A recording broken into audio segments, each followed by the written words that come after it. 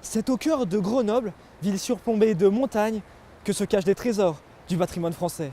Des fameux monuments comme la Bastille ou encore la Tour Perret, cette ville n'a pas fini de vous étonner. Les Jeux Olympiques de Grenoble, l'écrivain Stendhal ou encore la noix grenobloise.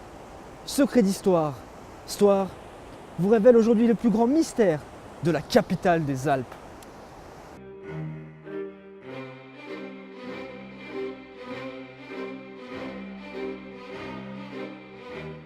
L'atout majeur de la plus grande cuvette de France est le fort de la Bastille.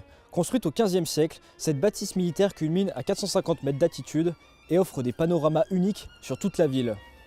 Accessible par les fameuses bulles ou à pied pour les plus courageux, la Bastille accueille plus de 600 000 visiteurs chaque année. Historiquement, elle a été pensée et édifiée pour défendre Grenoble de tout ennemi potentiel venant le plus souvent de la Chartreuse. Il fallait non seulement défendre Grenoble, mais aussi les vallées de l'Isère, du Grésivaudan et du Drac. La porte Saint-Laurent, où nous nous trouvons, fut construite en 1615. C'est le général François-Nicolas Benoît Haxo, dont le nom est gravé sur l'arc de triomphe, qui aménagea ce côté de la rive au XIXe siècle. Penser pareille innovation il y a 300 ans, il fallait être visionnaire. C'est ici que nous voyons la grandeur de notre civilisation. Au bout de chaque rue, une montagne.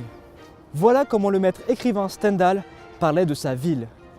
Né en 1783 à Grenoble, son enfance lui inspire le rouge et le noir. J'exilerai ma peur, j'irai plus haut que ces montagnes de douleur. Mais où a-t-il eu ses inspirations? Où a-t-il observé les bonnes mœurs de la société grenobloise? Eh bien, c'est ici, dans la maison de son grand-père, et notamment grâce à cette terrasse où il observait les bonnes gens, le gratin dauphinois.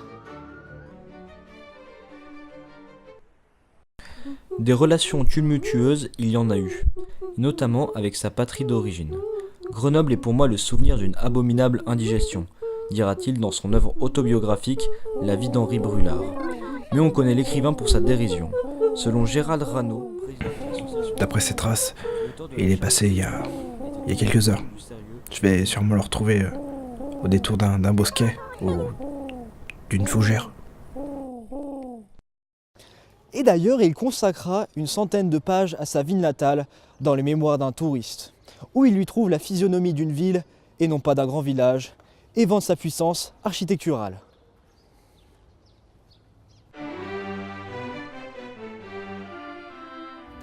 Si on évoque la puissance architecturale, la Tour Perret est un lieu incontournable de Grenoble.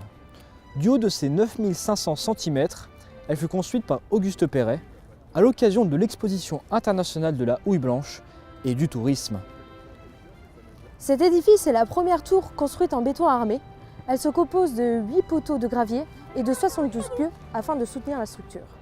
Auparavant, il était possible de la visiter et d'y monter tout en haut grâce à des escaliers hélico-ito. Aujourd'hui, elle est désormais en travaux et sera de nouveau accessible au grand public en 2022. C'est ici même à Grenoble que se déroulent les 10e Jeux olympiques d'hiver en 1968. Pour cette occasion, le comité olympique sélectionne 35 épreuves, dont notamment le bobsleigh, le ski alpin ou encore la fameuse épreuve de patagine artistique. En cette période de guerre froide, c'est également une nouveauté. L'Allemagne de l'Est et l'Allemagne de l'Ouest se présentent séparément. La Norvège sort vainqueur de cette compétition en remportant 14 récompenses. Mais la France réalise son meilleur score en remportant 9 médailles au total, notamment grâce à Jean-Claude Killy délivre la France, et pas n'importe quelle France, en remportant 3 médailles d'or en ski alpin.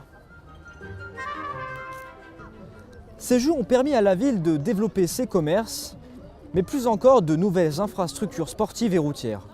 Notamment grâce à cet événement, on peut toujours visiter l'Agneau de vitesse ou le Palais des Sports, qui sont toujours des lieux plébiscités par les Grenoblois.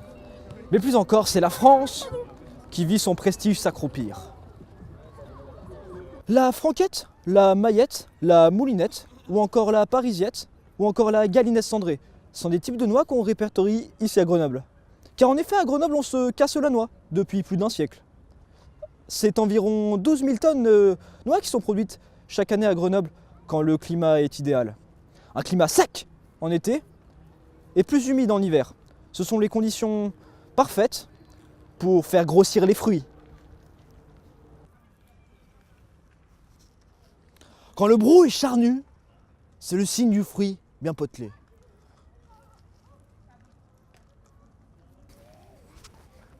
J'ai mangé tous les noix. On dirait le petit cerveau, hein. J'en peux plus de ce bruit. Chut!